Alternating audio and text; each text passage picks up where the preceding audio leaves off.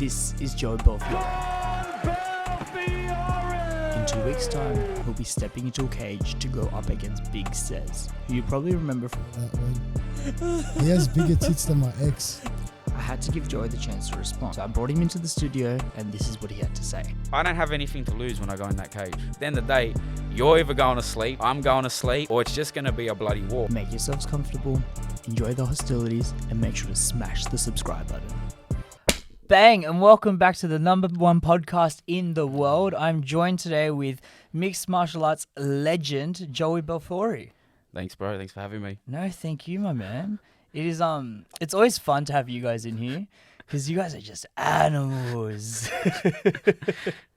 It's like when would I get the chance to talk to like real life warriors? Well, I wouldn't call us warriors, but we're just, I think, boys that love to bang, bro. Just punch on, bro. That's all it is. I don't know, man. I think you're into playing it a little bit. Nah.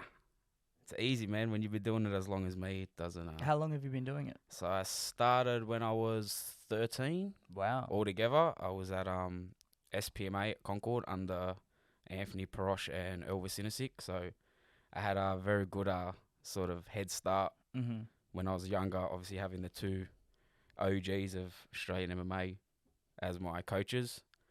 I took like a 2-year break in the process. Just school and shit got in the way. Yeah. And then I came back when I was about 16. So when you first started, you said you were 13. Yeah. What, like, were you just going in there and doing karate, or you like? Nah, I was straight doing. into MMA? So I started doing kickboxing. That was my main sort of. That's what I really wanted to do. Obviously Anthony was a BJJ black belt, so while I was there, I just started doing jits as well. Yeah. They moved me into the adults class because as a kid I was a big chubber, we could say. I was about 140 kilos from probably the age of 15 up. Whoa. So yeah, I was pretty much sparring pro fighters from the age of... Just because of your weight advantage? Yeah, like they couldn't put me in the kids class, so Yeah. they're like, you're going to have to go to adults. So I was pretty much the age of 15 sharing the mats with like AP during his fight camps and, you know, guys, Abel Brights, Ada Maruki, Shane Nick, Steve Mikulev, guys who are like OGs in the game. And then obviously as they sort of retired, then the young guns like Andrew Mills, heaps of people I've shared the mats with like over the years. Do you think, like, because you started rolling and sparring with like the adults so young, do you think that like really accelerated your growth? So they call them development days. I had about 10 of them as super heavyweight at like 120 kilos. I was fighting like adults and I was 16. Fuck. So yeah. And then I went to have a talk with AP when I turned 18 saying that I wanted to fight MMA. And he sort of brought down the hard truth that obviously at 18 I was young. I was 140 kilos. He's like, I'm not letting you obviously compete with those boys at 120 plus kilos. He goes, you're going to get hurt real bad. So had to have a bit of a hard truth and knuckled down for 3-4 years. Just gave up social life, gave up everything pretty much. Didn't drink, didn't do anything, just literally lived at the gym. Finally made 80, I made 93. They booked me a fight, which happened to be the same weekend as AP's last ever UFC fight. Oh, wow. And I turned it down because obviously I wanted AP in my corner. Yeah. And then I think the next month in March, I made my debut on Urban at 84. So, and then ever since then, it was just stayed consistent. And then here I am now, fighting from welterweight up to heavyweight this next fight on Urban. So very it's been a long journey finally to get sort of bit of recognition and stuff. Like obviously I've had a lot of fights, had a 2-year layoff, and just feels good to be back fighting on one of the best promotions in the country, obviously. Yeah, I Urban, wholeheartedly agree with that. Heaps of exposure. I think not the last card, the card before, you know, they even got the attention of Brendan Schaub and all those boys. So really? Yeah, so it's making waves and it just feels good it feels like home urban whenever I'm on it. So just excited, bro. Well, they're doing an excellent job in really legitimizing the Sydney MMA Yeah. scene. Absolutely. I think they are the biggest card in Sydney. Like, if there's a card everybody wants to get on, Suman and Nash have obviously made Urban the premier card in Sydney. So it's just amazing that I've been there when we were fighting in the Orion Center, Liverpool, which was a long time ago. And I've been through most of the venues. I missed out on Luna Park, but hopefully they go back there one day. I've always wanted to fight there. Yeah. And then, yeah, bro, getting ready to go for this one. It's I think what they're doing is like exceptional because, like you said, they are the biggest fight card in Sydney. Yeah. I'm curious to know because I've only kind of been introduced to the MMA scene for maybe a year now. What was the scene like before UFN was around? Like, how would you go about getting a fight? So I wasn't really into the fight. So I was pretty much, it's gonna sound stupid, I was a body, like, growing up. Right. When you're sparring like guys who are pro fighters and they see this little fat kid pretty much come in and be like, oh, AP used to be like, it sounds like funny, but I was a restaurant for these boys growing up. But even though I was getting bashed, I was learning. So obviously, I think the biggest card would have been Brace. Brace would have been the biggest card because they were at Luna Park. That was the first ever card that I went to, was a Brace fight card. That's why I've always wanted to fight at Luna Park. And it was 18, so me and one of the boys, Adam Sunsau, pretty much waited outside Big Top because we weren't allowed in because we weren't 18 for the boys to fight. Yeah. So apart from that, that was the big card. Like, that's the card everyone wanted on. And like, I was very privileged to train with a lot of boys that, you know, who have fought UFC level guys on that card and guys who are in the UFC, like Greg Kritikos, one of my main sparring partners. He fought Jamie Malarkey for the title. He was unsuccessful on the night, but it's still an experience going into camp. Just a title shot. Yeah, and on a big show like that, it's pretty big.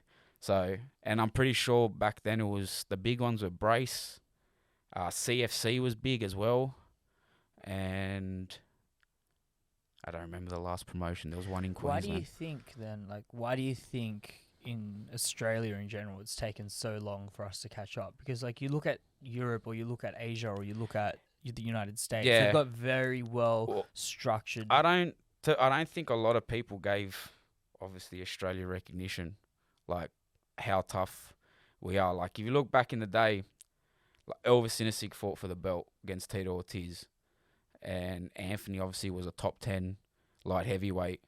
They were the two biggest names until obviously Rob Whittaker came in. Of course. And then once that show, like that Ultimate Fighter series, they started looking more at Australia.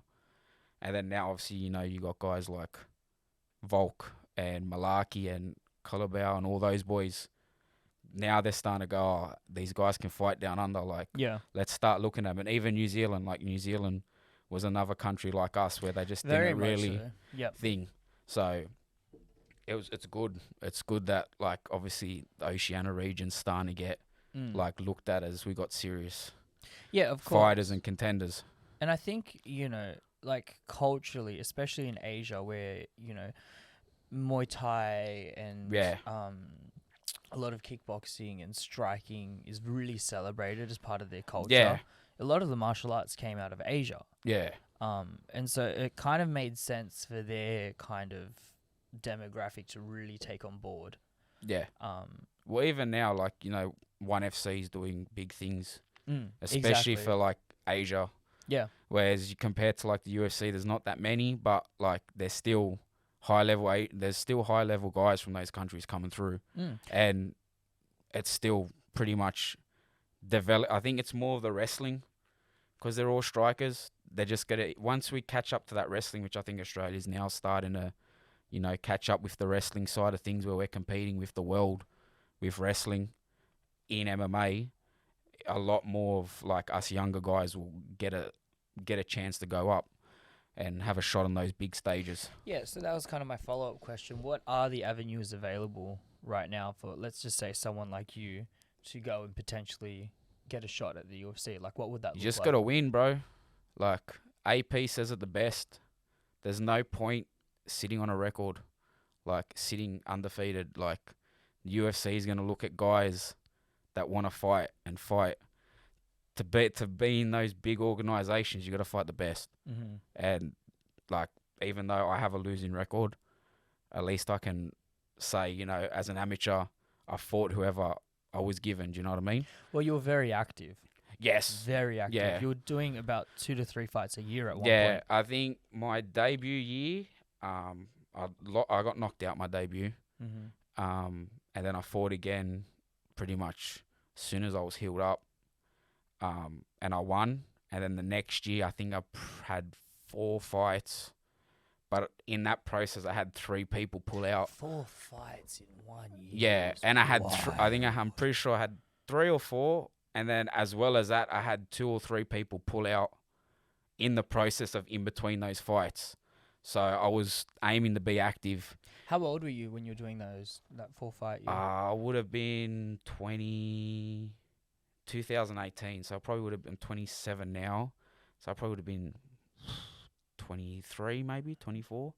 See, like, I look around at my friends at that age, at 23, 24, and I Yeah. tell you now, they are not getting into a cage I had 4 times a year. Like, 4 times to just a casual fan or someone who doesn't really follow the sport sounds kind of like, oh, just 4 times Yeah. in a year.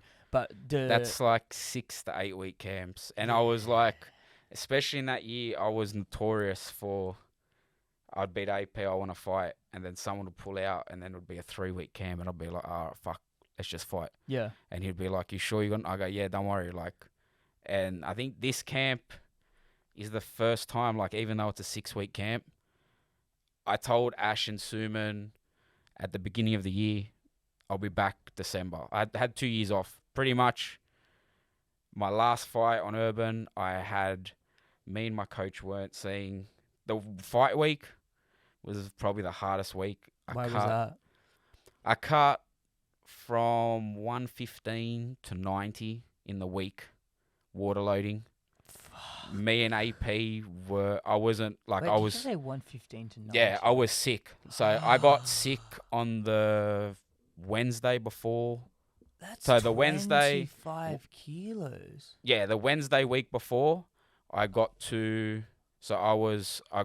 ill. I couldn't train the last week, and I was around 94.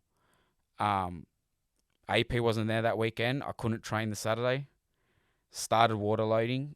The Monday morning, rocked up to train and hit Explain pads. water loading for the people that don't know. So, pretty much 3 days you drink, it's 8 to 12 litres of water. Then you drop it down to 4 or 3, and then you drop it down to 1, and then obviously fight the weigh-in day, you don't drink, don't eat. You're pretty much on no carbs, high salt intake for the first few days, then no salt.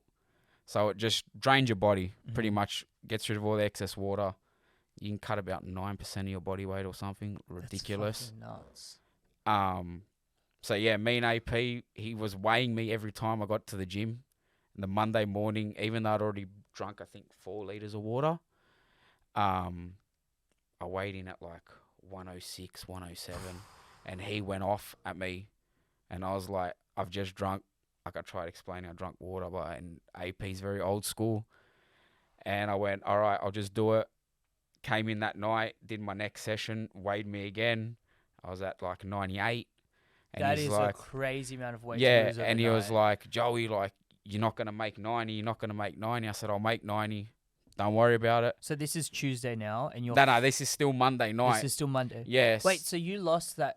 That water weight in that day just training. So Holy shit. so Monday night he goes to me, that's it.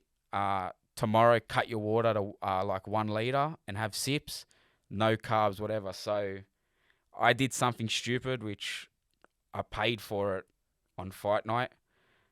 I decided that's it. I'm not going to eat. I'm not going to drink from Tuesday. Like, I'll just sip water if I need it. If I get hungry, I'll have boiled chicken, like a little bit of boiled chicken, just to sort of make sure my body keeps cutting. And then from Tuesday to weigh-in day, I was pretty much on nothing. And I remember rocking up to ATT to weigh in. Suman and Ash and Farhood looked at me, and I was just sitting there like on the couch, just like, and Suman's like, "You good, bro?" And I was like, "Nah, bro. I'm like, I just need to weighed in, made 90, and then fight night, got the job done." Like, that was a bad night for our team. We had 3 people. There was 4 of us, and 3 of us were unlucky, and AP was not in the mood, we can say. Yeah. Especially me being the last fight, and he was in the locker room raging. But I got the job done, and after that, I pulled AP aside, and I was like, "Listen, I need to take at least 2 years off, just from the competitive side of it, because that took a lot out of me, and I didn't want to. I didn't want to leave AP. Like, I'm very close with him. I see him as a father figure. Because you, like you said before, he kind of introduced you to the sport when you were 13. Yeah, So he was essentially a mentor. Yeah, I grew up with, like, that was like my father figure growing up, and he knows that. So when I said I need I need to take time off. On top of that, I never really had any social life from 18 to 22. Because you just focused on the fight game? That's all I wanted to do was fight. I didn't care about anything else. So that 2 years gave me time to, like, go out, enjoy myself. I blew back up to, I think, 130 when I got back to the gym at the beginning of the year, because I was helping, obviously, Emil Jerry's, who's fighting on Urban as well, fight for the title, middleweight belt. And Emil was like, "Bro, you got to get back into it." So I was like, yeah, whatever, bro. Like, I don't care. Like, I'm just here to help you. Helped him through the camp, won the belt. Then, so I was still training in the 2 years off. Can't say I wasn't training to fight, but I was still rocking up 2-3 times a week. Are you, like, just during that 2-year break, right? Because to be honest, all I was doing was drinking, partying. I ate whatever I wanted. Did not care. What was your comfort food? Like, what's your... It's not even food, to be honest with you. Mine's vanilla Coke. Really? Like, if you said to me you can't eat Maccas, you can't eat junk food, that would not bother me. You're a soft drink boy. Soft drink is like, all the boys know, like, when I used to go to McDonald's after training and get a frozen Coke, and the boys would laugh at me. They're like, "Bro, just go eat." I was like, no, I'm happy. Just give me a frozen Coke. Like, I'll be sweet. And they'd just shake their head and go, "Bro, you're not normal." It makes sense because, you know, Farhood actually said something similar on his episode where he said, like, after training, when he's trying to cut weight, he might sometimes have, like, a Pepsi Max or something. Yeah. And because it gives him that sugar rush and that caffeine hit, but he's very smart in the fact he just limits it. Yeah. See, me, I was control. like, the minute I was like, yep, that's it. I got lost in the win as well. I can say I got lost in that win. I was like, that's it. Like, I don't care. I'm just going to do everything that I didn't do for that 4-year period of me training. I'm just going to do it all. And then, this year, pretty much, it's funny because Emil's not one of our OGs, our gym. He's been there for 2 years, 3 years. He was the one that pulled me aside and was like, "Bro, like, pull your head in. Like, you've got potential, you got talent. What the fuck you doing?" And I was like, yeah. And then after he lost his last fight on Urban, I'm pretty sure he has a video on his phone of me saying end of the year will be on the same card. And we laughed about it. I was drunk at the time too. I didn't really care, but yeah, after lockdown, I was sitting in lockdown and I was like, yeah, bro, I need to get back. I need to get back to doing what I was doing. Like, I can't keep going out every weekend. And so where I was kind of going with that is because I know Sez, your opponent, took a 5-year gap off of MMA.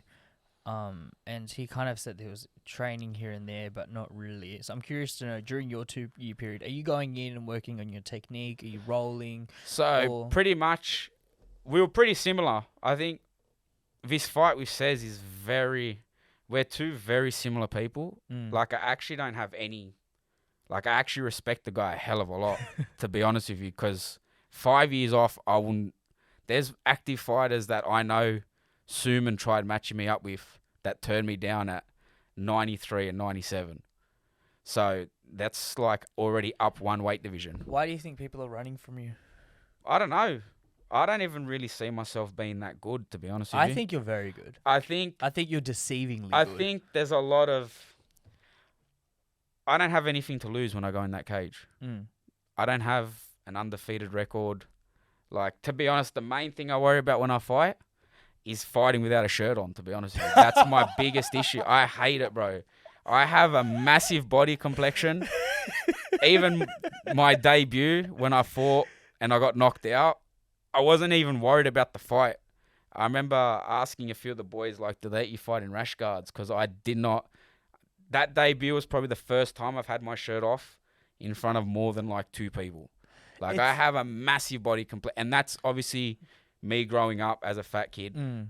And then cutting all that weight. And on top of that, I had a lot of loose skin. So Yeah. if you see I don't know if I've got a photo up. If you see my first fight, scroll down a little bit, and we'll see where we I've can got go my with this. fight shorts like so high up, like it's not even funny. Yeah. And I look at it now and I laugh at it.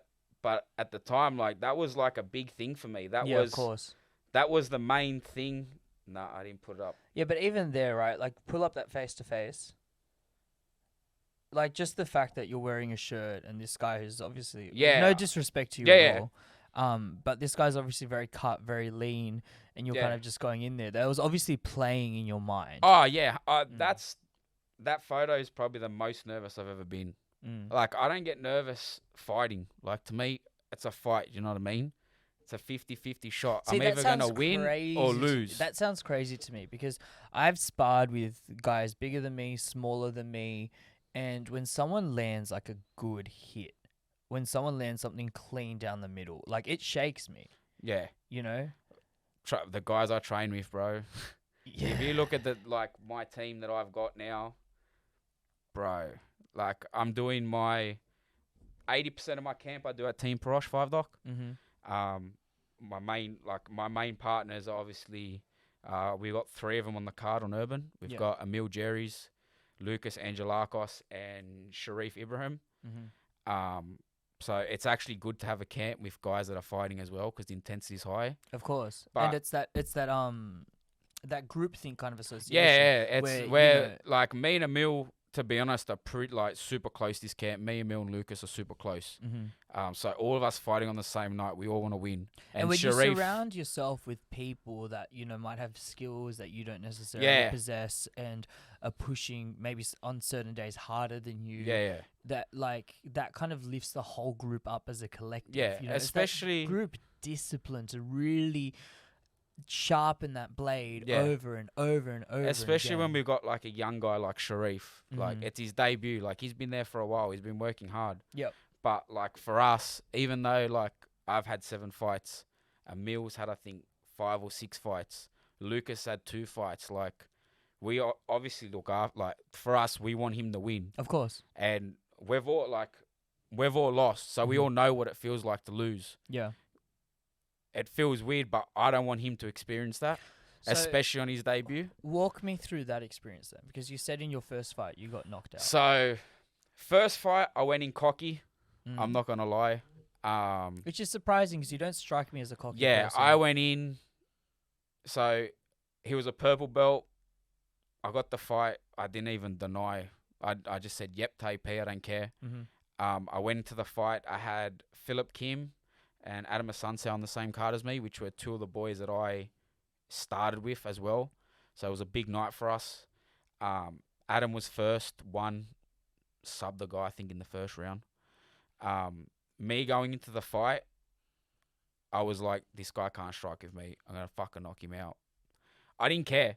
Like, You obviously went in there with strategy. Yeah, my strategy was, I'm going to knock him out, and that's it. Like, I know this guy. Like, I said to AP, I go, he can't strike with me. I know he can't strike with me. I'm just going to knock him out. So your plan the whole time was stay on your feet. My whole plan was, I didn't care how I won. I was just going to, all I knew was I was going to finish him. I was going to knock him out, and that's it. It was going to be. Looking back on that, do you wish you kind of had gone with something a bit more concrete? No, I wish so fight started. I was doing well. To be honest, I was pretty composed. If you watch that fight, a lot of the boys at gym go, I've never seen someone on their debut that composed. Do you mind if we pull it up? If you've got it. Yeah, we can find it. I think it was Is it on YouTube? Nah, No. I don't even have a copy of it, to be honest with you. Okay. Well, we'll have Um, to take your word for it then. Yeah, I was pretty composed. Mm-hmm. Second round, I wasn't tired. Second round, I hit him with 2 flush left hooks, like one after each other as hard as I could, and he didn't move. Like, he just looked at me. And I remember going in the corner, and I had the shits because I got At frustrated. this point, has he landed anything significant on you? He was landing leg kicks. Mm-hmm. Like, I was scared to check him. Really? I was like, I don't want to check him because they're going to hurt. They're like solid Solid leg kicks. And Yeah. I was like, okay, bro, like, fair enough. calf or upper thigh? Nah, upper thigh. Upper thigh. And then I went in the corner and I went to AP. I go, I can't knock this fucker out. And AP goes, like, don't stress, don't. And I go, nah. Like, I started losing it in the corner. Really? Because I've never really, like, experienced.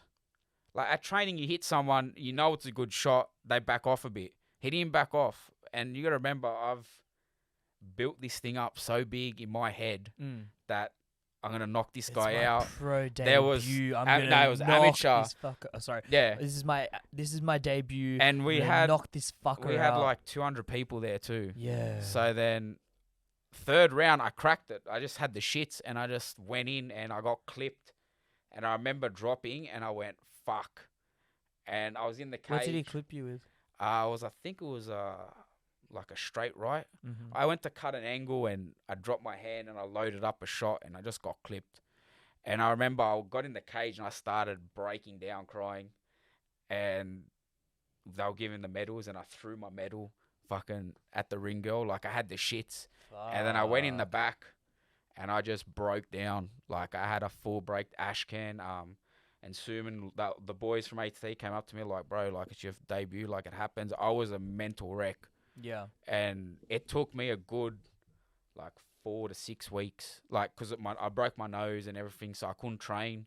So I just had to sit on it. I couldn't train. So after that, I was like, I remember I was in Concord Hospital and AP was with me. And I go, it's not going to happen again. Like, I go, I don't care if I get knocked out again. I go, but I'm not going to get frustrated in the cage and do that ever again. I think the part of that must really would have eaten at you is that, like, by the sounds of it, for the first 2 rounds, the fight was pretty under control. Yeah, it was like, and the worst thing is the guy that I fought lost every fight after after beating me. So that still eats at me. Yeah. I'm the only one that he lost to. And so it was. I'm the only one that lost to him, I should say. And so it wasn't that he outclassed you in that fight. It was just the fact that you lost your temper. Yeah, let I your pretty emotions much get the better of you. I built up this thing in my head that it was going to be easy when it wasn't. Yeah. And then after that, my whole mentality was like, I'm not going to, like, all the boys like, oh, at the gym, or like every fight, oh, do you think you're going to win? I'm like, yeah, well, obviously I'm not training to lose. Like, I'm not going in there to go, oh, I'm just going to go in there and just have fun and lose. I'm going there to win. But then they're like, oh, you're going to knock him out? And to this day, I still don't say yes or no. Right. I just say, like, wherever the fight goes, it goes. Like, do you know what I mean? It's a 50-50 shot. I'm either going to win or I'm going to lose. But as long as during camps and my training and my prep for the fights, I'm putting everything I can and doing everything I can humanly do to win the fight, I'm going to be upset about the result. Whether I win or lose, there's always going to be something. I'm going to be hard on myself. Even if you win? Yeah, I'm very hard on myself. So Why? even at sparring, the boys will tell you, I just get frustrated if I'm doing things that I'm doing and I should be winning rounds and I should be doing what I'm doing. Even if I win the round, but I get hit one or two times that I shouldn't have been getting hit, I get very hard on myself. And that's why I need someone like AP to be like, hey, listen, pull your head in, stop getting... But you see that trait in a lot of successful people. It's that constant self-criticism and that constant kind of... Yeah. It's probably not very healthy, but you see a lot of people that are perfectionists and want to get everything down right. And so when even the slightest thing goes off, they're like, fuck, and it sits on them and eats them alive. So a lot, like, I'm doing my striking now at... So obviously, Anthony Perosh is a grappler. He's he's BJJ grappling. He's done it all in the UFC. I moved my striking to Triple X out in Smeaton Grange or Camden, I think they're at. Why the move? TPs. So I've got amazing training partners, but I just felt I was getting stale. Right. So the last 8 weeks I've been training with Coach Moe at Triple X. He's the main coach for guys like Caleb Rideout, Lockie Stitt. He holds pads and Nathan Reddy. These are all like Lachlan Stitt and Caleb Rideout are probably two big up and comers as pros now. They're both pro. He also trains with a guy who was my first ever striking coach at SPMA, which is Aidan Maruki. So I'm there training. So he's got the credentials, and you saw that, and you're like, I'll work with that.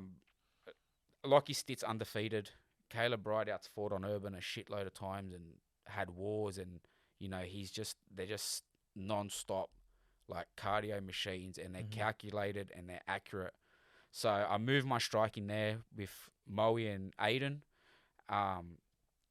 just because I got heaps of partners at TP, but for me to refine my striking skills, I need to go somewhere else. Yeah. Like, obviously, I coach at TP as well. Like, I do kickboxing coaching at TP. So sometimes, like, holding pads just isn't enough for me. Of course. Especially when I'm fighting big boys. Do you know what I mean? I need someone with more of a striker's edge to be like, oh, there's holes. Like, go for this. So that's where I'm at now. Like, obviously, I'm still TP. I'm always going to be loyal to TP. That's my team. The goal is to fight on an international show and have AP walk behind me. But obviously, as you develop as a fighter, you obviously need to move certain areas. Of course. And like you said before, I think if we contrast that with your first fight where you just kind of went in there and said, I'm just going to fucking knock him out. Yeah. You know, like, even my second fight. And how old were you at the time? Like 20? 20, I would have been 22. Yeah, 23. so 22 years old, that makes perfect sense because you're just thinking like, yeah, this is my debut. I'm going to be the star of the show. I'm just going to knock this fucker out. And it was 4 years of hard work that got me there. Like, it wasn't like a lot of these boys train for like a year and a half and go, I want to fight. And their coach goes, yeah, no problem. Like, we'll get you a matchup. Me, I had to work from 140 kilos down to 80. Like, I had to make 84 the Christmas before I fought. Just to tell AP that I can make the weight. So when I made it, it was emotional the first time I made it because I was like, fuck, I've done it. And then come fight night. And you at 13 years old, you're sitting on 100 plus kilos. Yeah, bro. I was a big boy. So it was probably the lightest you'd been in a very, very I don't long even time. think I even remembered when I was 84. Like, that was like all the boys at the gym. Like, I'm so blessed to have like a good group of guys around me. And then now TP's finally, because there are a lot of light guys. Now we've shifted. So if you pull up that photo there. Which one? The third one. Third one on the right-hand side? Yeah. Yep. Yeah, that one. Beautiful. Like, that's my team, bro. Like, I'm the smallest one out of all of them. That's actually wild. So you got to, like, Nelson Mayan, the Sudanese Buffalo, he's undefeated amateur, former welterweight champ, amateur welterweight champ, undefeated. Emil's obviously the former urban champ, and then Lucas has fought. So I'm training with like big boys now. Yeah. So yeah, bro, it's good to finally starting to get a team at TP where we're all on the same and we're all close. Like, and the point I was trying to make before was just that. So the mentality you went into your first fight was just, I'm going to knock him out. Whereas I'm looking at you come into this fight with Big Sez now, and it's like, okay, so you're saying, well, I know Big Sez is a good striker. Well, I know that he's a striker, and he's going to try and hit me with, as you said before, the overhand and the head kicks. I know. So to make that transition to Triple X is actually very smart. Yeah, it's very smart. The transition was always going to happen. So 2 years ago, me and Nelson were very lucky to go train at City Kickboxing. Yeah. With obviously Eugene Behrman and Israel Adesanya, Brad Riddell. Wow. With all those boys, the Varke boys. That is a big roster, sir. Yeah. And the first day we were there, we had the flight on Friday night, and I was like, we got to rock up Saturday morning. That was their big sparring. We got bashed. Like, I'm not even gonna. There's not even a point. Like, sometimes in this sport, you put your ego aside, and I have a very big ego sometimes. But that was one session where I remember we did like ridiculous amounts of rounds. Yeah. They're all like world champions, kickboxers. And me, I'm a striker. So I went in there going, oh, I can strike with these guys. But if I get in trouble, I didn't think they had much wrestling. I was like, I'll just shoot. I don't shoot. I hate shooting. I don't really shoot. That's in one of any the fights. things, and I said this in the Big Sez podcast, and I say it again with you right in front of me, is that's one of the things I actually respect most about Yeah. you, is that you'll often get put in positions where people are trying to take you down, Yeah. but you're very much the kind of person to either clinch or get someone in a guillotine. I would or rather, you to just be wanna honest, strike. I would rather sit there and bang for 9 minutes for the whole fight. And that and is then so entertaining. Even if I lose, I still wouldn't care. Yeah. Because that's what I love to do, bro. Like, and that's why when Sez is like, I called him out, I didn't call him out. So the whole call out thing with him was very funny. Whenever I hear him say he called me out, I laugh. So I was actually scheduled to fight 3 other boys on this card from 93 to 97. Suman couldn't get me a fight. No one wants to They turned fight me you. down. I think one of them turned me down in 2-weight at 93 and 97. So I said to Suman, I was like, listen, I'll fight at heavyweight. Like, I don't care. I'm going up 2-weight divisions. I'm 84. And I was like, he's like, I'll have a look. Suman was struggling to find fighters. And then on the Urban page, I saw Big Sez put his hand up saying anyone wants to fight, blah, blah, blah. So I messaged Suman that night and I was like, hey, bro, like, I know Sez is obviously cutting weight. Like, he's losing weight. And I respect him amount heaps because I've been in that situation, cutting from a big weight to come down. And I pretty much said to Sez, I said, like, if Sez wants to fight, I'm happy to fight at, like, 120 kilos. I don't care. I just want to fight. I'm a man of my word. I said, I want to fight at the end of the year. I'm going to fight at the end of the year. Suman goes, Suman obviously must have spoke to Sez. He goes 105, but that's how the fight came about. I actually didn't call him out. Right. I don't have, and I said it straight to Suman. I go, I actually respect him a hell of a lot because after a 5-year layoff, to come back and fight, it's ballsy. Yeah, and like I'm not cutting weight this fight, and I don't think he's. Where are you walking around right now? At the moment, I'm about 106. Okay. So I'm pretty much on weight. Mm-hmm. Like, I'm probably not going to ward load. I got another 3 weeks till fight Do you night. think it's better to do it that way? To fight at your walk-around weight, essentially? Like, you might cut a little bit. I don't know, but- because I've never fought at my walk-around rate. I've Right. always cut. Like, this is the first fight camp I can truly say where I've actually focused on the fight.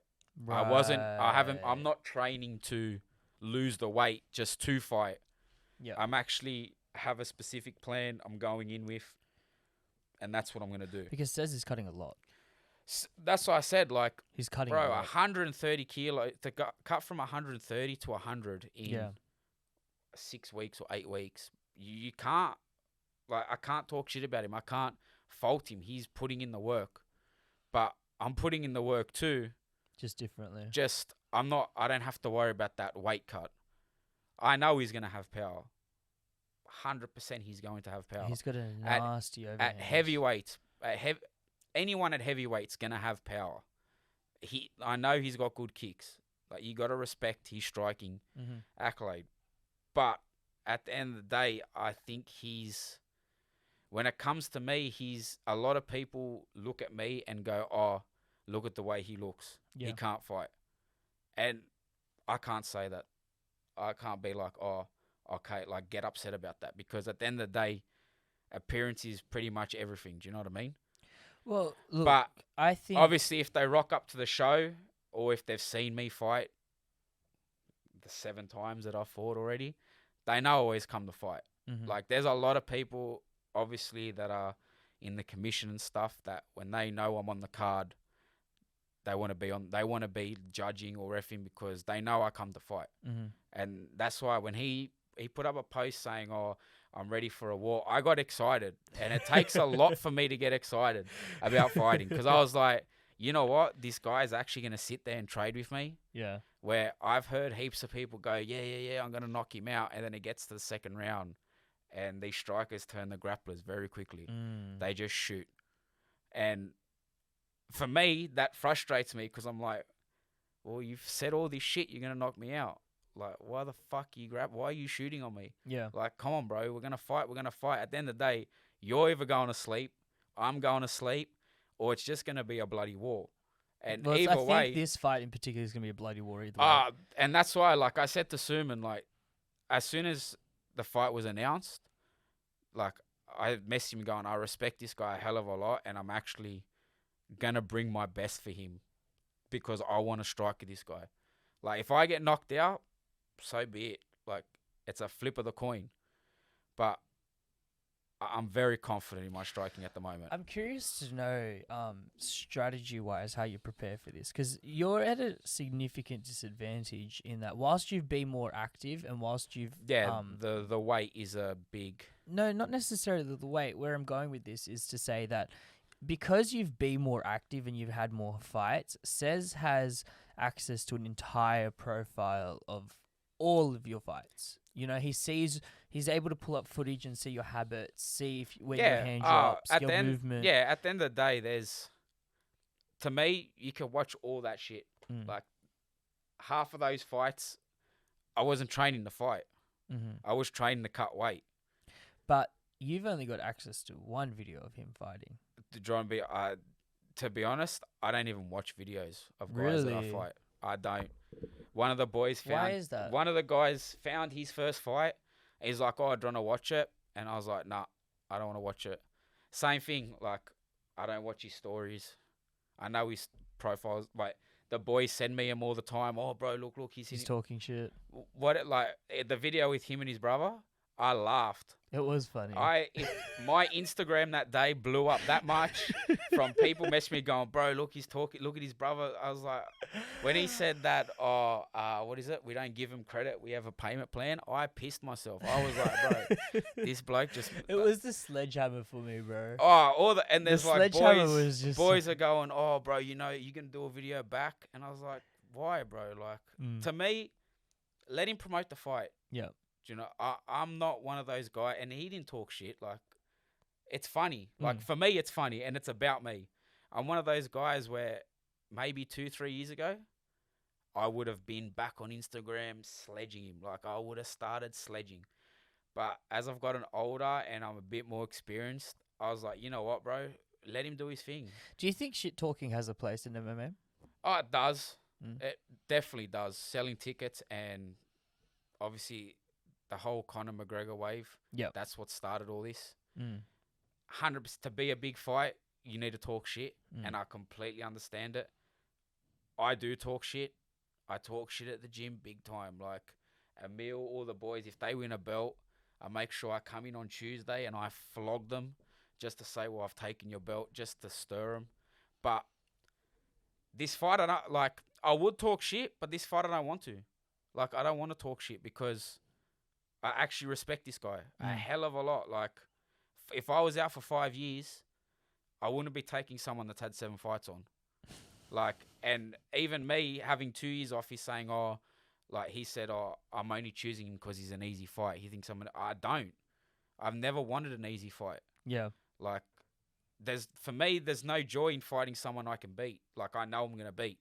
Well, I think that whole attitude came about through the boxing community because they cherish, in boxing in particular, they cherish so much that, if you're 10-0, 15-0, 20-0, they hold on to that. So fighters like Tommy Fury, for example, are very much so right now getting spoon-fed these I hope easy he fights. fucking drops Jake Paul. I hate that motherfucker. Oh, here we go. I hate him, bro. You don't like Jake? I really hate him, bro. I can't. Just not. Like, I understand. You see what he's doing, right? Yeah, I understand. But, all right. He's had 2 boxing fights against 2 UFC guys, right? One's not a boxer. Oh, yeah. I don't think Ben Askren's thrown a punch in any of his fights. Have you seen him punch? No, can you pull up a video of Ben Askren boxing? Just like a training footage or something like that. And I think a lot of these guys are just doing it doing it for the money aspect. Like, do you know what I mean? Like, I'm one of those guys that... Sorry, bro. Just bring this a bit closer to you. Oh. I'm one of those guys that, all right, you want to make... Fair enough. If you're at the end of your career, I don't blame Tyron Woodley. I don't blame Askren for taking money Oh, it's a fights. payday for them. 100%. Let's make this very clear. Yeah, they're just there to get Ben paid. Askren is not looking for a Nah, career in and boxing. now he's coming out saying, "Oh, I want to fight Diaz, and I want to fight," and it's like, bro, No, hang on. You're on the wrong clip there, son. Go onto YouTube and search up Ben Askren training footage, boxing, something along those lines. You were saying? but like, I wouldn't like. To me, Tyron Woodley didn't have to do that. He's already established himself. He's a world champion. You don't need to stoop to that level and just box a guy because you're gonna get paid $1 million. Like, I understand it's a good payday. $1 million. If I said to you right now, hey Joey, 100%. To be honest, I'll fight Jake Paul for a fucking pub feed. Like, I don't really give a fuck. Jake Paul, we're calling you out right now. But like, I just wouldn't. I just don't. Yeah, that second one there of him boxing. Yeah, like, it's it's a joke. Like, yes, he's a wrestler and he's a world class wrestler. He's a world class grappler. But why? Like, to be honest. Here we go. This is him hitting pads right now. Like, you're fighting like, he runs a gym. He has a job. This bloke. It just looks slow, man. Yeah, he has a job. He has MMA. He has boxing for MMA. He doesn't have boxing. Actually, for I have to boxing. admit, he looks quite sharp. Like, that's the sharpest I've ever seen Ben Askren. Everyone looks good on pads, bro. Yeah. And there's someone swinging back at you. It's a very different story. But still, like, you can tell, like, maybe that's footage on its own looks okay, but then when you put him up against someone who's you put gotta him up remember- against a Canelo, Yeah, Canelo hitting like- pads, like, up against Ben Askren hitting pads, and you go, oh, okay, Yeah, there's levels. you got to think, like, all right, Jake Paul literally doesn't do anything. He makes YouTube videos. He has all the time in the world to train. He has money to access the best the best coaching of the best. if he wants it. Yeah. This guy runs the It's all right, wrestling gym. we're good with the clip, thank you. He runs a wrestling gym full time. Like, he has, and then he's got to try and put his training to become a straight boxer when that's not his.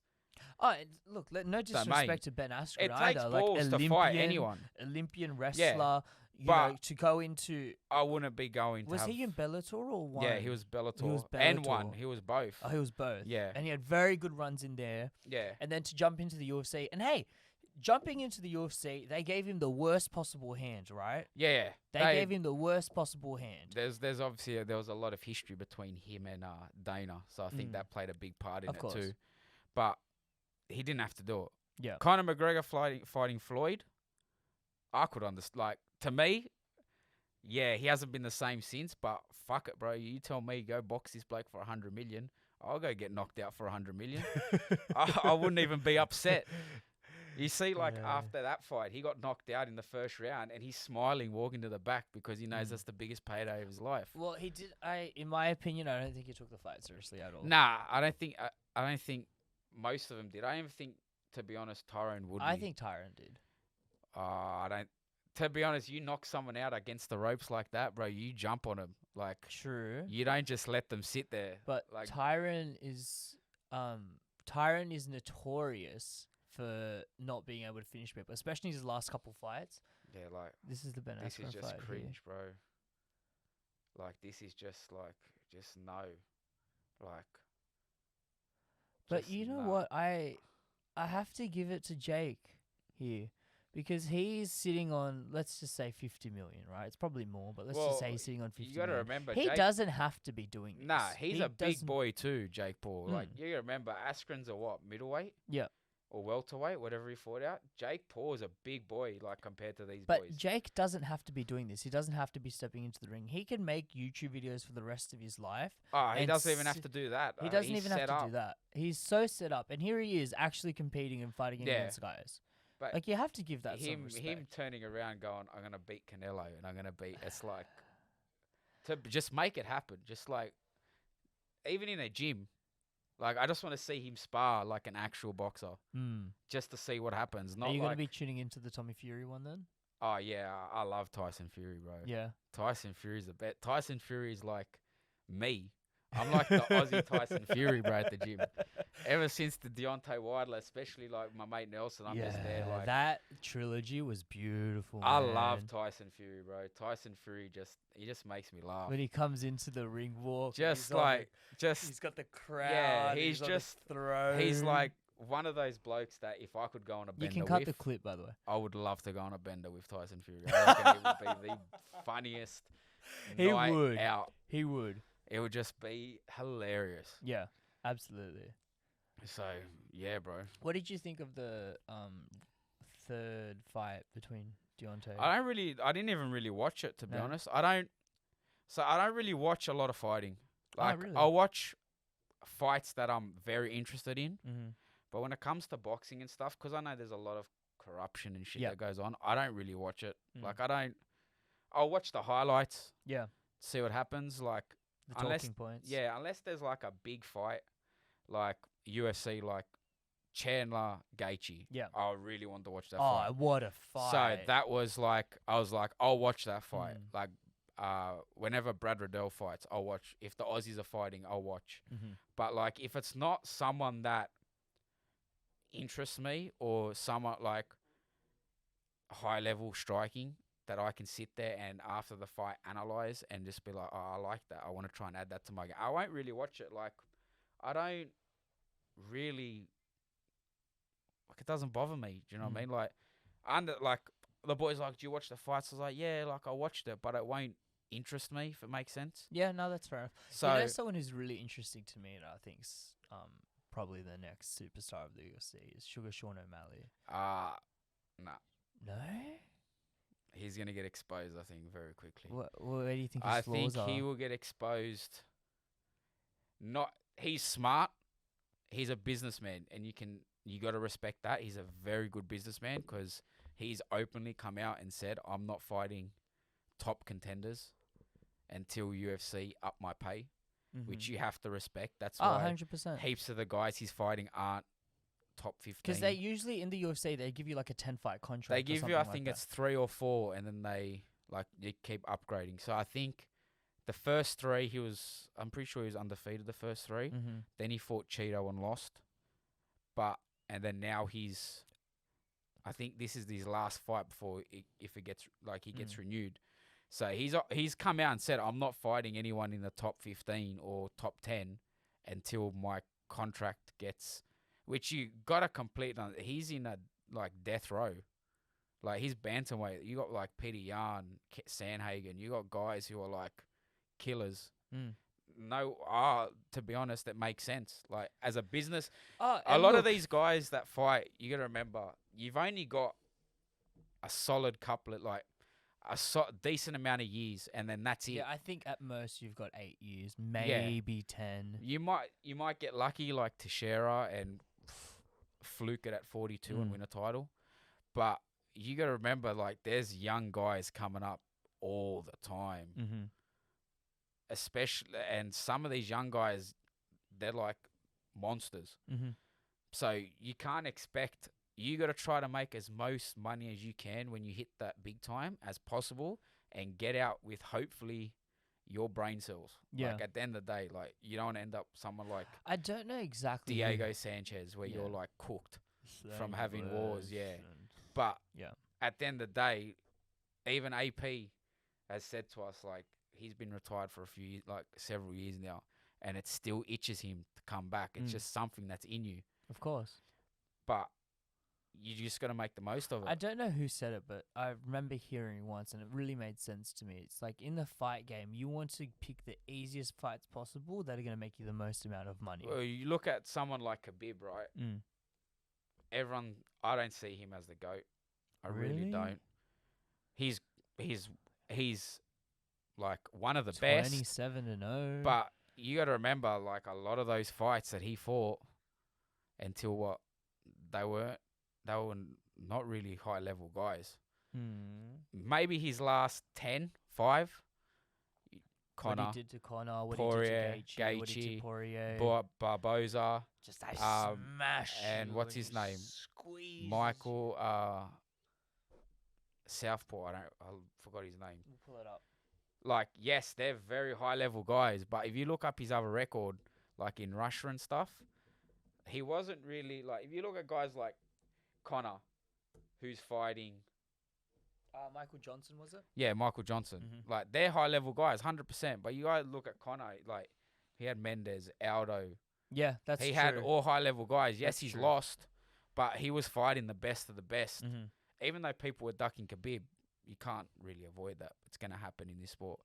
But that's just how it is. John Jones, you can't deny he's the GOAT.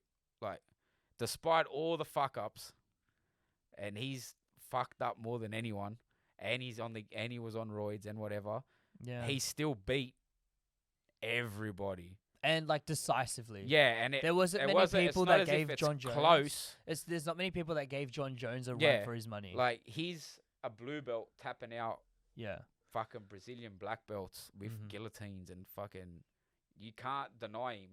Yes, he fucked up heaps of times, but that's him. Like, That's outside of the cage. I think that's a lot to do with, especially why I took the time off.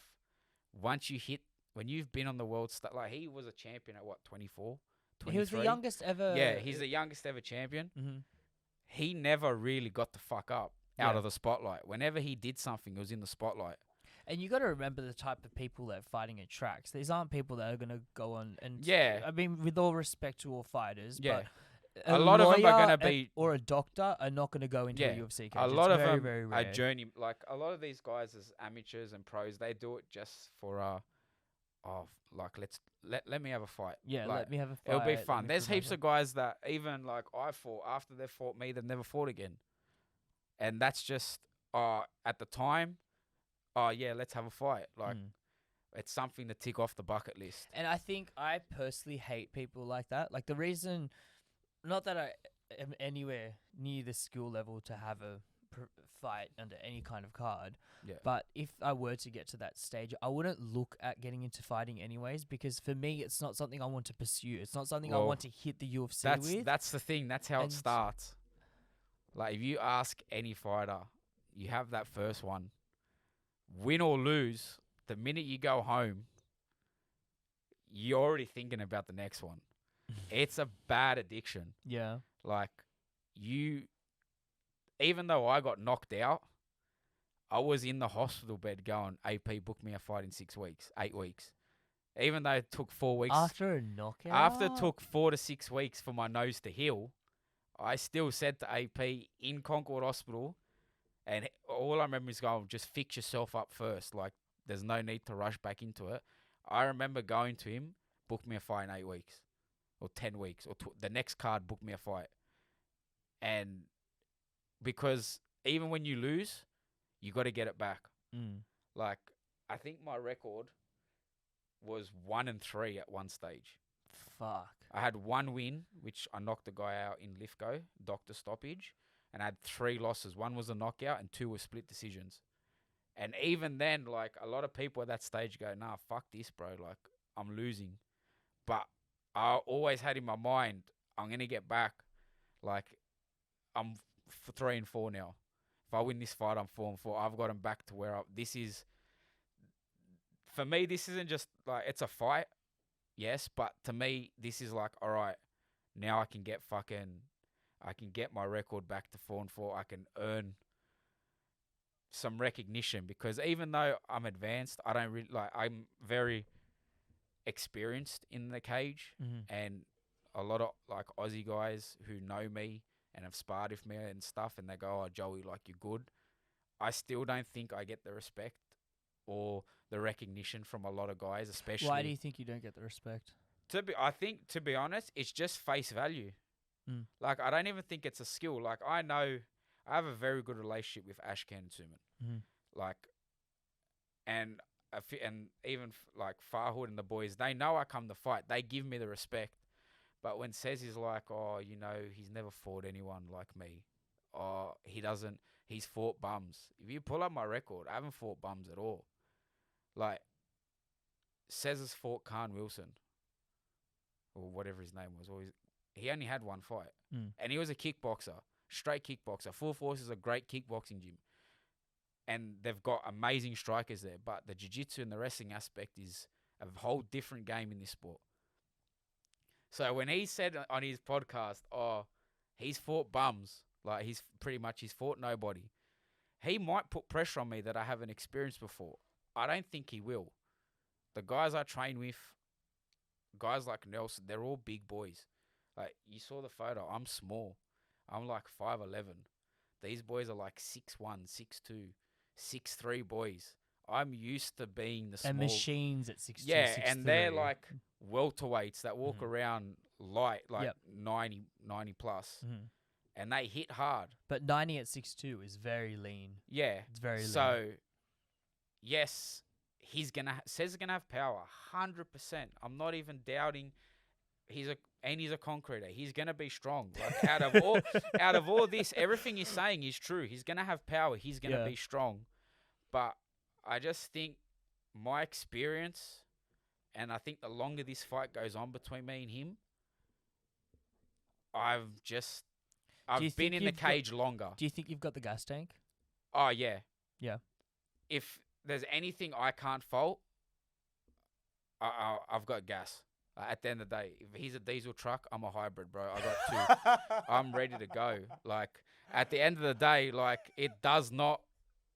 If it goes 3 rounds, I'm in my element. Yeah. So the deeper it goes for you, the longer... The longer this fight... you can ask Suman, if Suman's watching. I've been begging for a 5-round fight.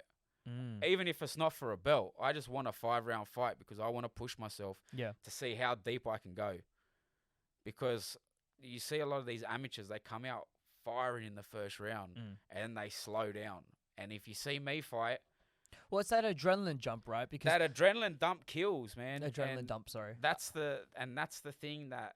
So what happens to a lot of fighters, for people who aren't aware, is like there's this sensation of, especially in your first couple fights, the crowd's roaring, the camera's on, it's lights, it's action, you're in a cage, there's you and one other person who's trying to take your head off, and you know you have to take their head off. So you're just like really tense and excited. And especially like you build...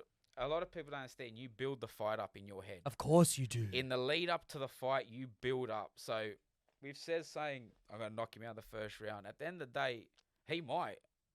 I don't know. Like, he might hit me and I might not. I've been hit in fights before. And it hasn't really fazed me. Yep. He might hit me, bro. And I might go out. So be it.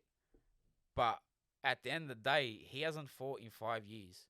And he's had 9 minutes in that cage. He's promoting this fight very well. I got to give to him. He's promoting this fight very well. But when the fight gets closer, he's got to understand that you get in that cage, you're putting pressure on yourself. If you first round, he hits me clean and I don't do nothing, he might not make it look like it's bothered him. But deep down, you go, hang on, bro. I was supposed to hit this bloke and he was supposed to drop. Yeah. Why didn't he drop? You've played it out in your head. Yeah, in a you've certain played way. out every scenario. That's why when they're like, oh, do you watch fights? I don't, because I don't want to put in my head, like my first fight, I'm going to knock this guy out. I'd rather go, all right, this is my game plan with my coaches. This is what I'm going to do. You're more concerned about execution as opposed to... At the end of the day, I might get clipped and I might go down, but I truly believe this fight, he says whoever has the gas tank wins. I think once it hits that second round, halfway through the second round, and if it goes to the third round is going to be deep waters for him with me. Like, all these guys say, oh, and straight out, if he's saying to me, we're going to sit there and bang for 3 rounds, more than happy for it to happen. Yeah, you're thinking, like, let's do 5. I want. That's what I want. If he says, you know what, bro, let's go there and throw hands for 3 rounds. Let's have pretty much a kickboxing match in MMA gloves. Let's do it, bro. And I think... but I think he's going to shoot. Really? I have this theory. Not theory, but I have this thing. I think once he realizes I'm not slowing down and I'm picking up speed, he's gonna shoot to slow me down. Well, when I spoke to him, he made no mention of that. Well, but, I mean, the way I think is he's talking about me going for kimuras and going for guillotines and going for all Well, I this think stuff. he's referring to this video, and there is actually a very good point I want to make in this, but let's play it first. Nano, first tab on the left-hand side. Was your fight against Ty, and I'm not even going to attempt to say his last name. Sadler. Ty Sadler. Have we got anyone there? Yep, there we go. Yeah, just skip to the second round. Keep scrolling First forward. round. Was it first round? Yeah. Because I remember I took this fight on 2 weeks' notice. Yeah, keep going a bit more forward, champion. Apparently he was a pro boxer. All right, we'll leave it there. There's fine. So he was a pro boxer. Play it from there. Give us some volume as well. I just want to play this for people watching at home. Give us some volume on that.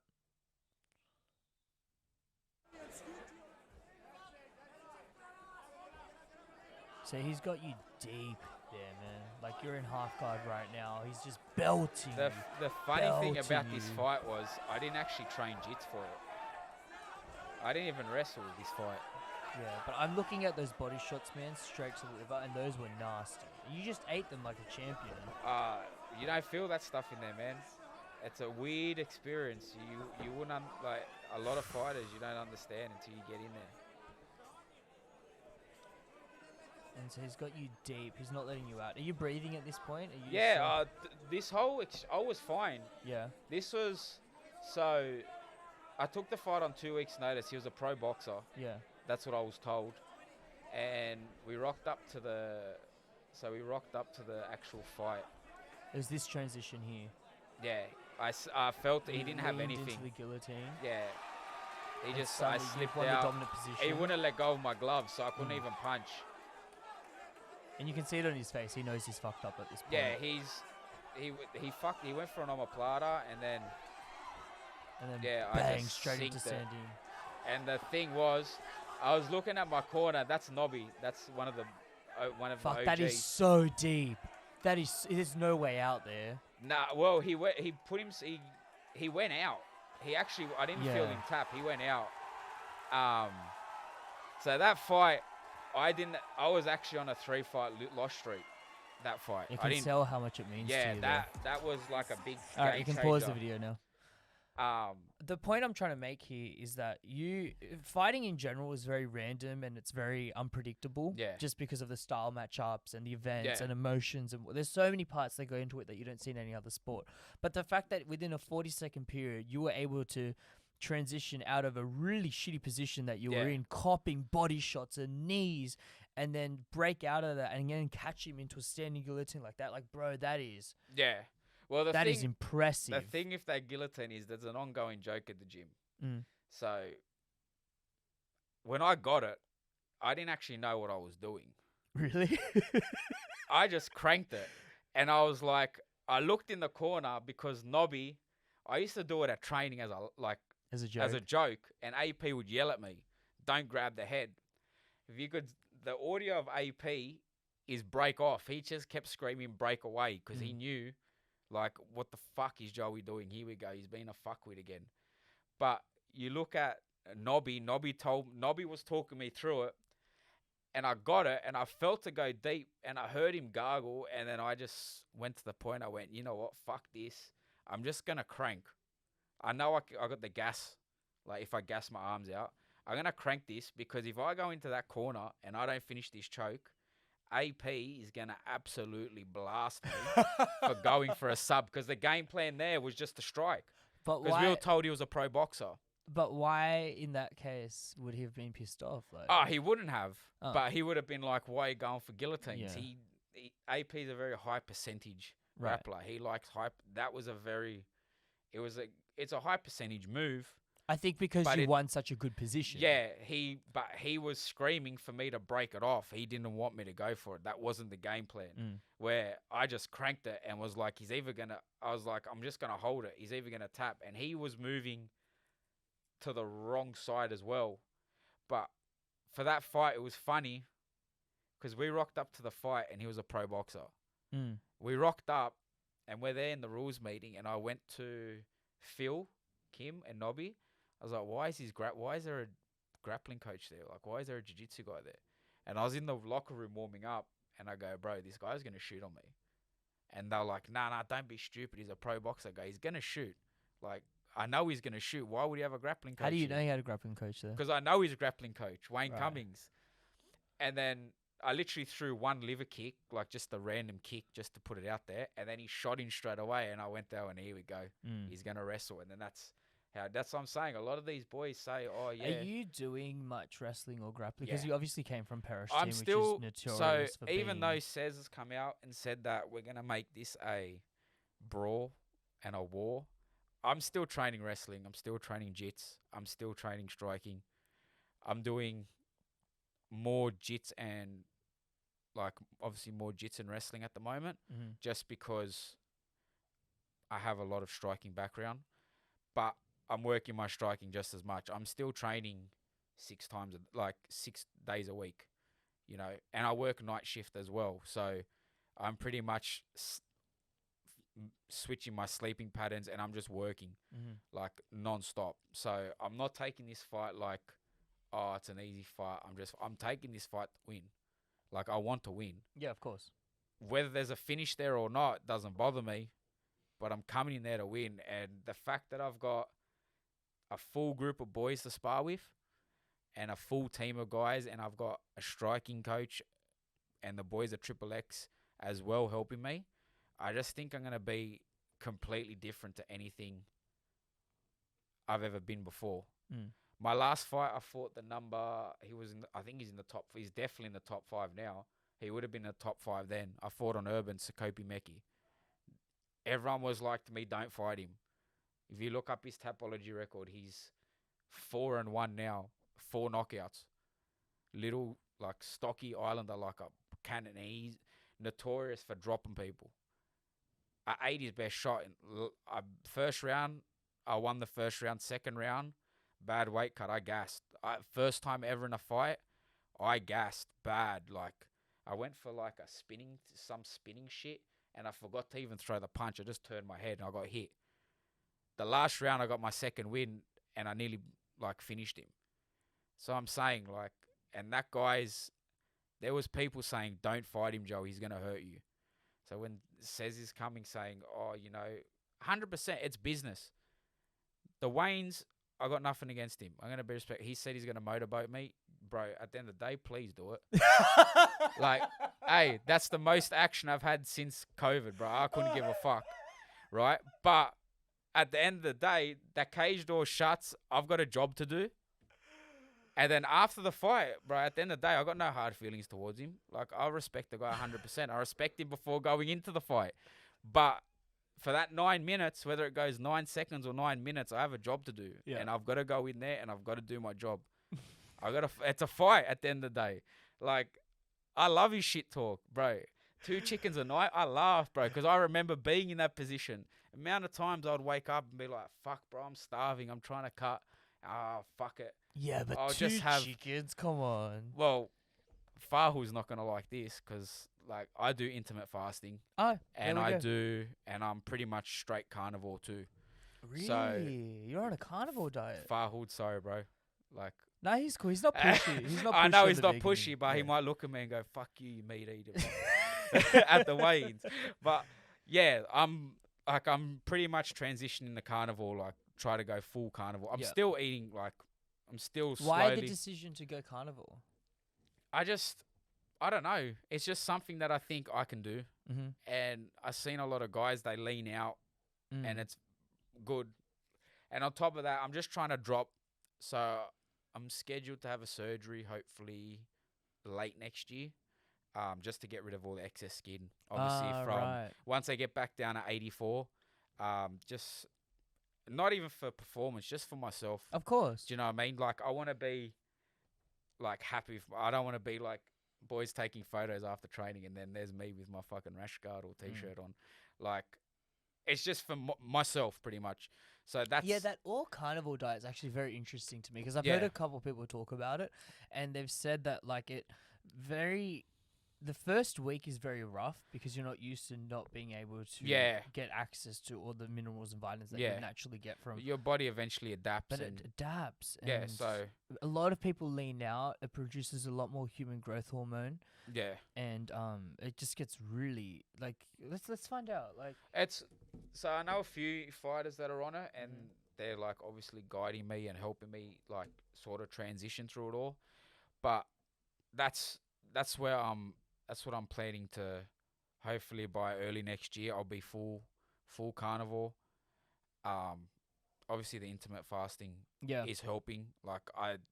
How long have you been intermittent fasting? I've always really done. I don't do like 16 hours, 18 hours. I normally do like 12. Okay. Because I'm a pastry chef. Really? As my trade. Like that's what I do, wedding cakes. That's my job. Right. Like outside of fighting. So I do a lot of like midnight, 1 a.m. starts for work. So I can't really eat breakfast at that time. So a lot of the time I will eat at say 5 a.m. 5 p.m. before training, before I go and spar or before I do anything, like at my nighttime classes. Yeah. And I'll fast until like 9 a.m. the next day. Just so that, and my body's used to it, so it doesn't really. It's very promotive of weight loss because what it does is it reduces your insulin count, and so by reducing that, it's actually encouraging your body to burn the fats as opposed to burning carbohydrates. So that's what and then I'm very low carb too. Like Yeah. I don't really eat a lot of carbs. Hang on. But No, is everything okay there? All of them? Okay, we can just cut this part. We're still recording? Audio's all good? How long ago?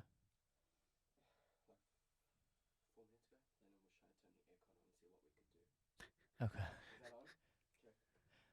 The wide camera was still going, yeah? So you were just using the wide one? Alright, sweet. We good? Yeah.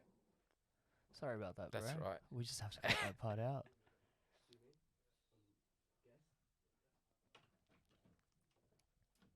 Gotta make you look nice and pretty here. Oh, well, I wish, bro. After several fights, bro, you don't really worry about looks anymore. Trust me. After I broke my nose the first one, I was like, fuck it now. It looks like I'm stuck with a crooked nose until I retire. I didn't notice until you pointed it out, but yeah, it is a little it's bit. It's really crooked. Like, it's bang, like it was like that way. Like after my. What, did you just eat like a mad head kick or something? No, it was just I think the angle he hit me on, and it was just, he was a big boy, bro. Like he was a solid guy, and I was like, I just couldn't take it. That's just how it crumbles. Yeah. Are you concerned at all about like CTE or anything like that? You're gonna get it. Yeah. At the end of the day, it's a sport. Like, there's a lot of. I'm very lucky that I've never had any major injuries. Knock on wood. Like nothing major has happened. But with guys like, we don't want to spar. Like, it's the sport. Like, you knowingly agreeing to get punched in the head, you're gonna get like, if you do it long enough, you're gonna get CTE. Yeah. You can do things to avoid it.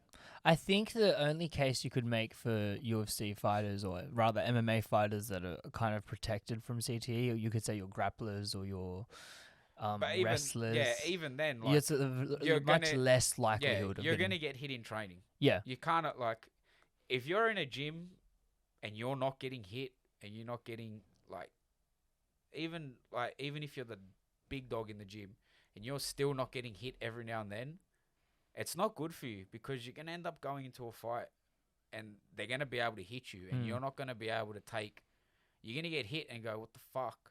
Like, that doesn't happen. That's not supposed to happen. So, like, even me, like, I get hit all the time at training. I'm not going to show, like, the boys know, like. Do you have an exit strategy for fighting? Not really. Like, my aim's to be at the top. That's the goal. At the end of the day, is there a specific league you want to get into, or a specific country you want to fight in? You aim for the UFC.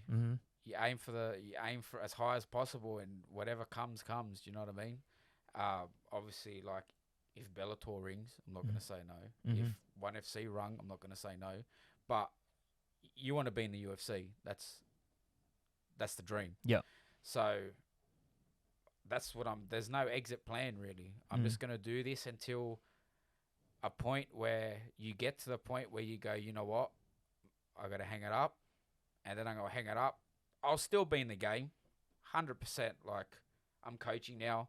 A lot of the boys at the gym see me as like a lot of the young kids coming up ask me about striking and and that's just years of, they've seen me spar since they were like Of young. course, and you know what? The benefit of coaching, and one of the things that Fahud actually brought to my attention was that by coaching and instilling in other people the good habits and the correct technique and the right mentality to go into a fight, you're actually reprogramming yourself, and you're making those neurological pathways sharper and faster. It's satisfying. Like, you see, I see guys like Sharif that's fighting. And seen so our coach so pretty much 4 weeks ago, our coach had a child. So he put me pretty much in charge of the fighters, like most of the striking classes and the fighters. So for that 4 weeks, even though I was training to fight, I wasn't confirmed to fight. I was still there to look after like Sharif and like not really Emil and Lucas. They know what they're doing, but I'm still there. Yeah. So I spent like a bit of time just sitting there, like if I wanted the rest round or I wanted to do something that week because I wasn't confirmed fighting, I'd sit there and just corner him and talk him through things. And you get a kick out of it when you start seeing him pulling stuff off. Like, especially at our gym, there's not many boys his size. So he's sparring big boys. He's sparring guys like me. He's only like 65 kilos. He's sparring boys like me and Emil and Lucas and Nelson and a whole heap of other guys, and he's holding his own. You go, oh, bro, I'm actually excited to see him fight. And you get a kick out of it because I'm like, well, he's coming up to me going, oh, thanks, Joey. And it's like, oh, like, he's actually, like, he understands, like. Of course, because he probably looks up to you and really respects you and sees the grind and the hustle that you're on. Yeah, there's a lot of young kids coming up that they sit there and go, bro, like, how'd you do what you do? Like, like, can you, and it's like, yeah, I can teach you. Like, obviously, I'm still very focused on myself because I'm still fighting. Yeah. But obviously down the line when they start competing, if I'm not in camp or I'm not fighting or whatever I'm doing, I'm still going to be there for them to be like, listen. Like, yeah.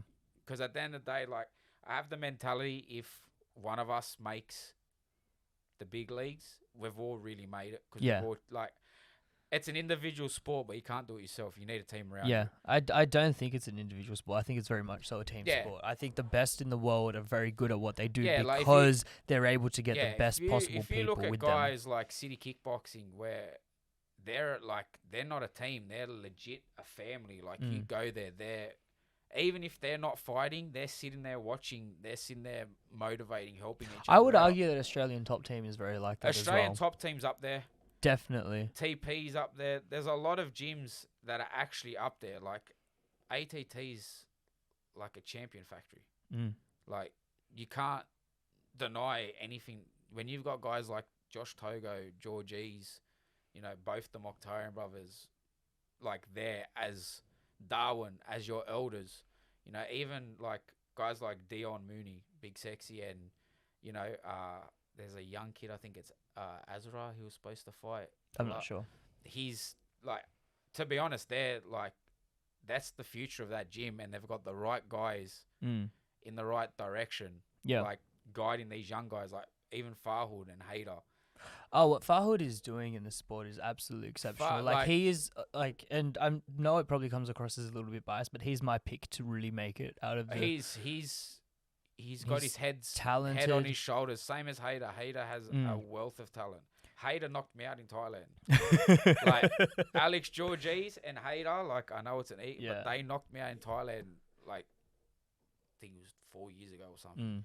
Like, and a lot of people are like, oh, but like, are you upset? It's like, well, nah, why would I be upset for? Yeah, but I just think Farhood's work ethic, his talent, his footwork, his rhythm, his power, his precision. Farhood switched on, and he's gonna be sharp. I think he's gonna beat this guy. Like, I think he's motivated. And I think a motivated Farhood is I not trained with him this morning, and I can't tell you because he was doing like physio work, yeah. you know, like power stuff, and it was very That's the biggest thing with fighters. If you motivate a fighter, like And you man, need to be prepared. I was because watching him train, and dude, I'll see if I can pull up a clip here. I give me saw it on 1 second. Instagram this morning, him and Hater shadowboxing and stuff, and I was like, bro, they're getting ready to go. Give me 1 second here, bro. Yeah, but I was watching him train this morning, and he was an absolute animal. Like I've never seen him in this state. He's just got this burning fire in his eyes. That's the thing when right you now. lose to someone. Okay, Nano, can you pull up movement by B On YouTube? on Instagram? When you lose to someone, Yeah. it eats at you, man. Especially someone like him who's very. There's a few losses on my record that eat at me. Yeah, that first one there, There's one in particular. There's two. and that first video. We'll get some volume on that. So I think this might have been last week, or maybe it was this. No, this is today.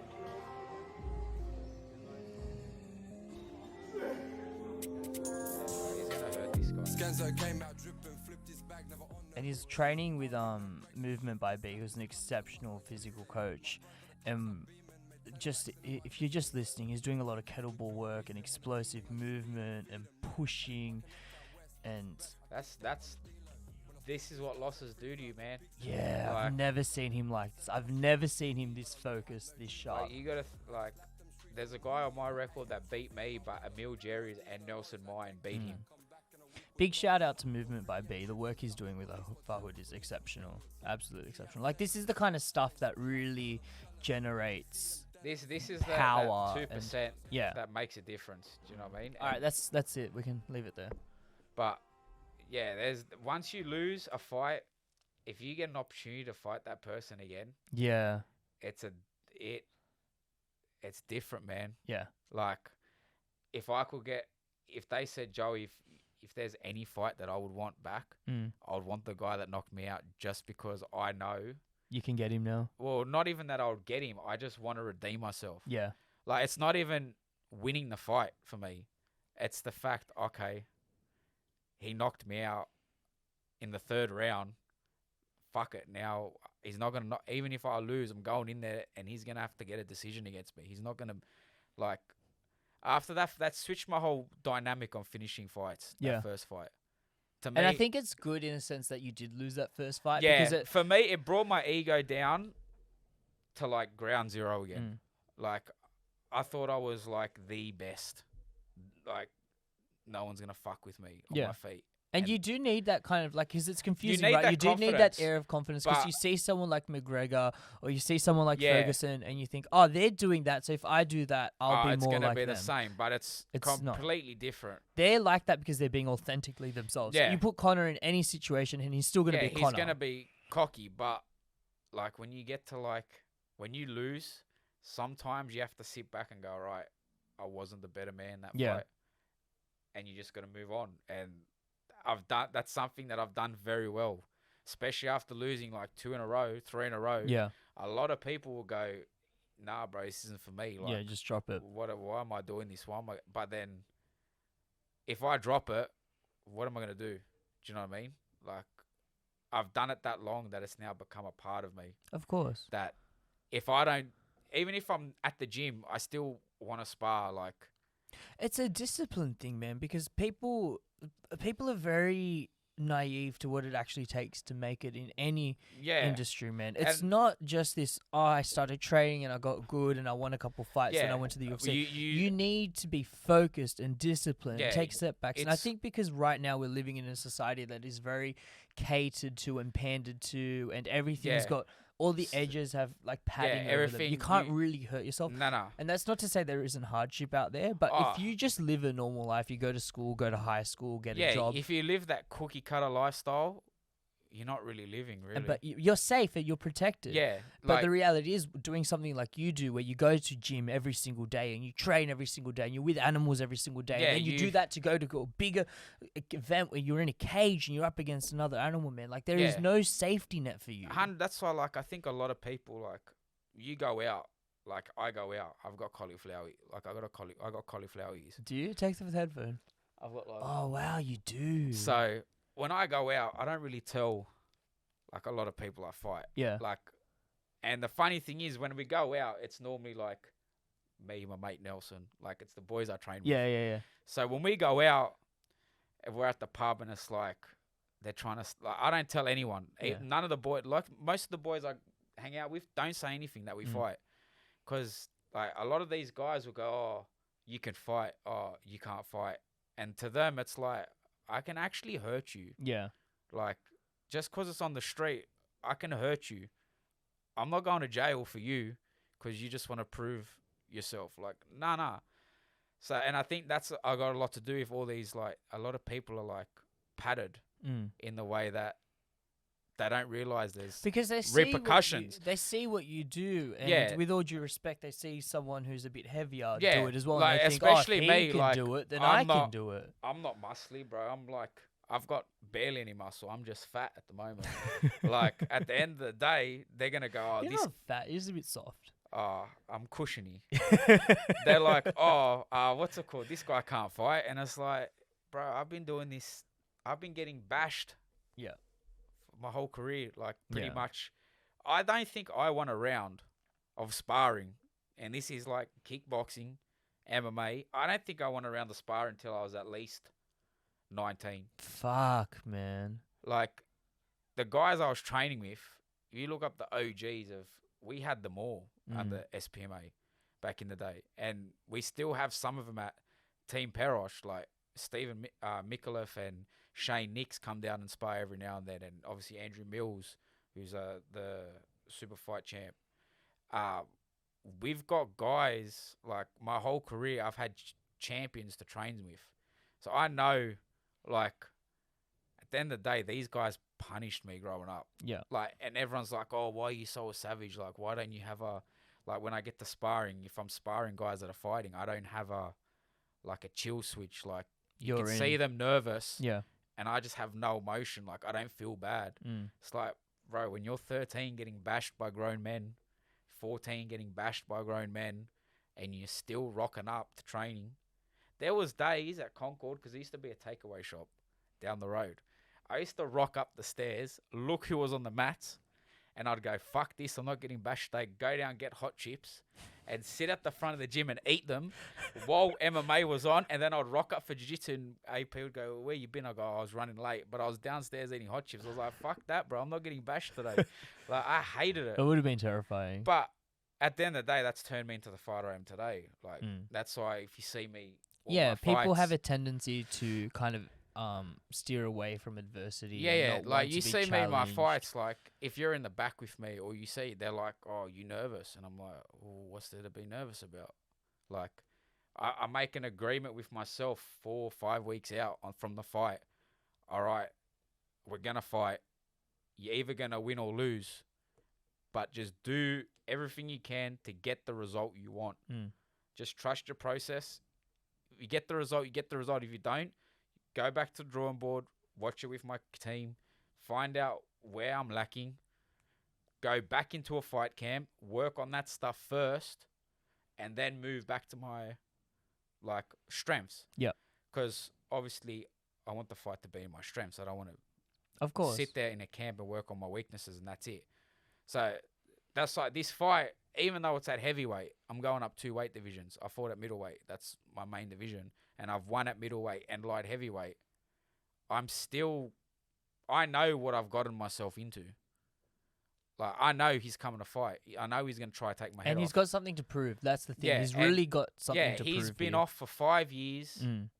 And whether he's using me calling him out as motivation, I don't know. Yeah. If that's what motivates him, that's what I want. I want him to be motivated to win. I don't want to go in there and fight a guy that's just there to fight. Yeah. I want to fight someone that wants to win. If he is watching this, which I bet he is, would you have a specific message to him? Big Sez, he's that camera right there. If you're saying we're going to have a kickboxing fight, bro, let's do it, man. Like, let's get that fight of the night. Suma Nash better have a good bonus for us, but because we're going to the pub after, I don't care. I'm going on. I got to go chase those 5 dragons, bro. Come on, man.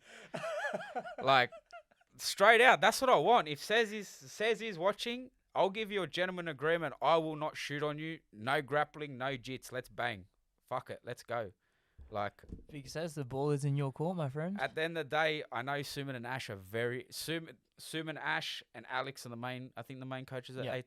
They're very good strategists. They're Mhm. very good coaches. They're gonna have him prepared for me. It's not the first time I fought a guy from ATT. Yeah. But the last guy I fought from ATT sat there and laid on me for 3 rounds until the last one, and I pieced him up in the 3rd round. So if Sez is saying that we're going to go have a war, let's go have a war, bro. Let's give these... We've both been gone for a few years. Let's remind these people who the fuck we are, bro. Let's go to fight. And where can we find the fight, my friend? It will be at the Orion Center, Campsie. I think tickets are still available and tables are still available. Use promo code Belfiore so I can feed those dragons when we're done. Or if you can't get tickets, it's on Fight TV. It'll be available for stream. There'll be a good group of us, bro. TP's coming in hot. We've got Emil Jerry's, Lucas Angelakos, Sharif Ibrahim making his debut, and myself. So we're all... TP's ready to fight, bro. We're ready to go. It is going to be a huge night. I'm so looking forward to it, my man. And so can I looking give a forward to shout it. out to my sponsors? Yeah, of course. Full Guard, best soap company in the business, helping us athletes get rid of ringworm. Global Skunk Works, Judd and the team help me out all times. Supreme Supplements 5 Doc, keep me fueled. And obviously both my teams, Team Perosh, Anthony Perosh and the boys, and Coach Moe at Triple X and Ada Maruki, bro. We're going to get this win, put on a show. Win or lose, we're putting on a show. We're getting paid. I'm so looking forward to the show. And so looking thanks, bro, forward to for having me on, man. No, it's a pleasure, First time man. being on a podcast is a bit nerve-wracking, but Oh, any promotion is good promotion. So 100%. let's go. And you're a good I'm- talker, so I'm looking forward to having I'm you back, my G'd. man. I'm actually G'd. I'm G'd. I can't wait for the fight. We'll go chase a And couple says dragons if you're afterwards. says, please don't fucking motorboat me, bro, because at the Waynes I might get excited. And on that note, guys, that's it. Thank you. Done. That's a wrap. Awesome. You're a Thanks, natural, bro. You're a natural. Oh, bro, this is fucking... What? Honestly, the boys are like, you're not gonna honestly say that he, says... Which one is that? Oh, okay. Open settings. No.